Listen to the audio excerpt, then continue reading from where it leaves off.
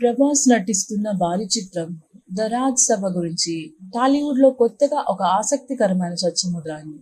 సాధారణంగా భారీ budget, star craze ఉన్న సినిమాలపై ఎలాంటి వివాదాలు రావడం కామన్ అయినప్పటికీ, ఈసారి ఈ విషయం కాస్త భిన్నంగా మారింది. సప్తగిరి ఒక ప్రెస్ మీట్‌లో తన సినిమాల గురించి మాట్లాడుతూ, మాటల సరళిలోనే కొన్ని సినిమాల పేర్లు చెప్పాడు. అందులో 'రాజ్ సబ్' పేరు కూడా రావడంతో సోషల్ మీడియాలో ఒక్కసారిగా చర్చ మొదలైంది. కొందరు ఆయన ఆ సినిమాను చిన్న సినిమాల జాబితాలో పెట్టారని భావించి విమర్శలు చేయడం ప్రారంభించారు. అయితే దగ్గరగా చూస్తే ఇది పెద్ద వివాదం కంటే ఒక చిన్న మిస్‌కమ్యూనికేషన్‌లా కనిపిస్తోంది.